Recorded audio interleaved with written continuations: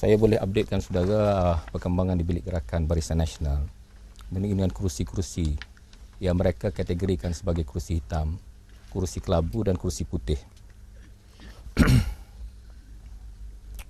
Bagi mereka ada 7 kerusi yang hitam legam, insya-Allah, alhamdulillah ya. Dan ada 13 kerusi kelabu.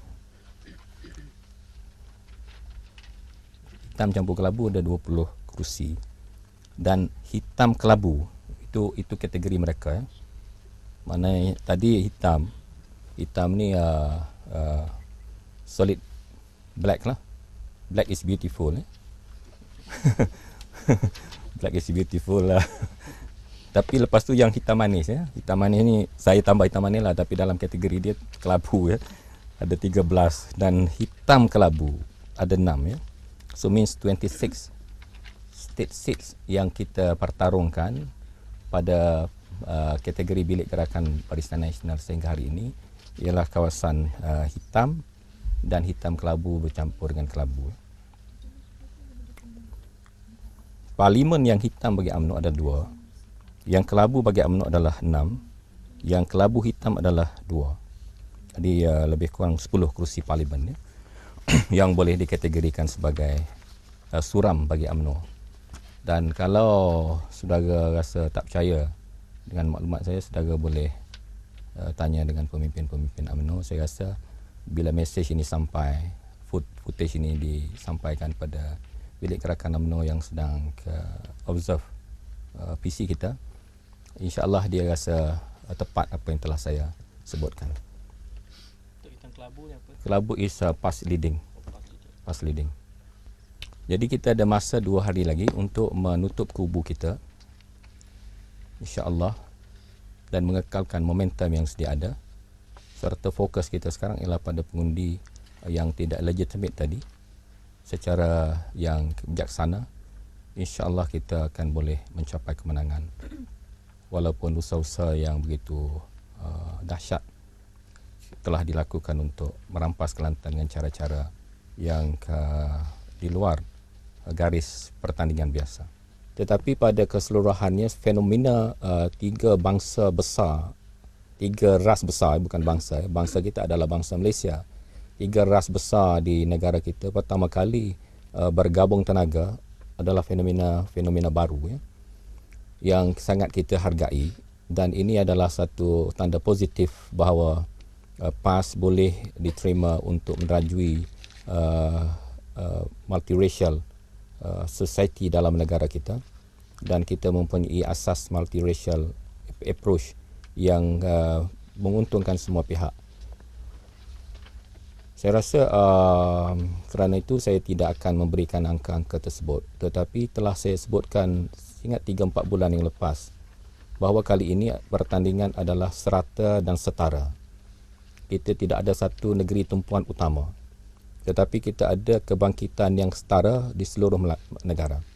Dan kebangkitan ini bukan kerana PAS kuat, keadilan kuat ataupun DAP kuat, tetapi kerana kebangkitan dan tuntutan rakyat terhadap kelekaan dan kelenaan Barisan Nasional selama 4 tahun yang telah menodai harapan tinggi pada tahun 2004 dalam isu-isu rasuah, isu-isu kebajikan rakyat, isu-isu jenayah dan juga isu-isu governance, termasuk pengagihan projek-projek yang tertumpu kepada kroni tertentu dan tidak melalui satu proses yang prudent, dan erosion dalam judiciary juga, dan janji-janji reform dalam polis telah diabaikan.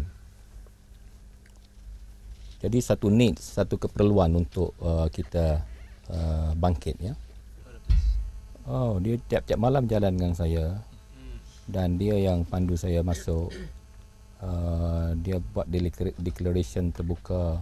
Saya ingat usaha untuk memecah belahkan PAS tu saya rasa childish ya. Saya kira gas ni saya sayang nak beritahu nanti UMNO gila nak ambil Kelantan pula ya. Tetapi natural resources yang ada di Kelantan adalah satu factual yang tidak boleh dinafikan ya. Dan sebab itu kita menekankan wakil rakyat yang hendak dipilih mestilah seseorang yang mempunyai latar belakang kejujuran dan amanah. Jika sekiranya mereka peniaga-peniaga yang mempunyai track record yang agak buruk, seperti menjual projek, ada masalah kewangan, ada hutang yang besar, blacklisted dengan bank, ada civil suit di mahkamah kerana projek-projek yang dijual bertindan, ini adalah satu ancaman kepada khazanah negeri Kelantan. Ya. Kita edarkan pada hari ini finding yang telah proven, ya, bukan satu imagination. Dan ini sebahagian ada disiarkan dalam media juga. Cuma kita compilekan dan put in order. Macam kawasan Joint Development Authority dengan Thailand ini adalah fakta yang telah diketahui umum. Ada 13 trilion cubic meter gas yang boleh tahan pengeluarannya untuk 7 generasi. 7 generasi, dan hasil royalti minyak yang kita projected jika 5% dibayar pada kerajaan negeri Kelantan daripada portion Malaysia, kita tak ambil portion Thailand kerana ini adalah JV 50-50 Malaysia dengan Thailand. 5% of that 50% royalty yang akan dibayar untuk 7 generasi tadi dengan harga current price $7.8 satu metrik, satu equivalent dengan harga minyak satu barrel. Dia akan mendatangkan royalty pada negeri Kelantan untuk 7 generasi ini, bukan sekarang, ya, bukan besok boleh dapat terus, ya. Untuk keseluruhan jangka masa tersebut ialah 121 trilion, bukan bilion, ya. Nanti Pak Lah terkejut pula, biasa dia suka bilion saja, sekarang dah naik trilion, ya. Jadi oleh kerana itu kita memerlukan satu kerajaan yang jujur, yang boleh menjaga amanah ini. Dan model Terengganu adalah tidak relevan dengan Kelantan. Ya. Model Terengganu ialah hasil minyak 1.2 bilion satu tahun. Dia masih duduk dalam ranking kedua termiskin di Malaysia. Dan rumah-rumah rakyat masih lagi miskin. Sampan yang digunakan adalah sampan tradisi yang dipanggil sebagai kolek, ya.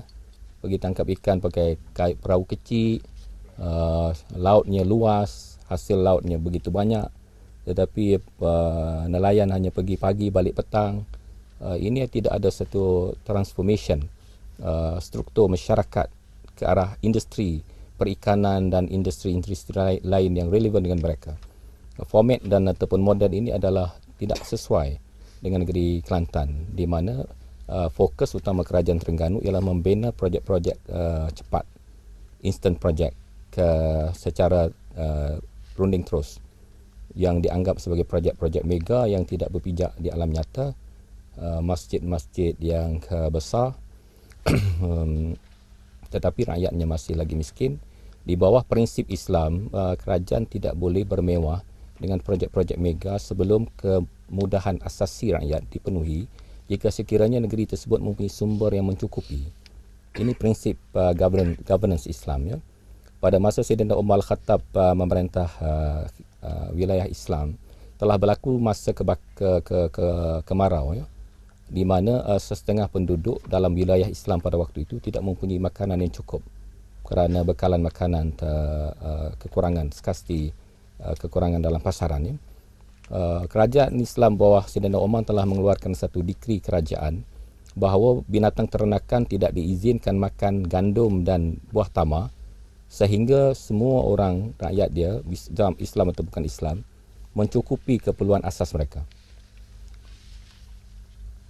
Jadi kalau Saidina Umar hidup di Terengganu, saya rasa beratlah kerajaan Terengganu, pasal dia bina masjid dengan harga beratus juta, tetapi rumah-rumah rakyat masih lagi daif. Kalau saudara tak percaya, boleh pergi sekitar Darul Iman, Wisma Darul Iman ataupun Menara Darul Iman, naik atas tingkat 8, 9, kita dah boleh nampak rumah-rumah yang uzur dan daif di sekeliling wisma tersebut, yang menjadi manifestasi bahawa ada satu jurang di antara yang mendapat kekayaan melalui projek segera dengan rakyat yang menunggu sudah hampir 50 tahun sejak kita merdeka.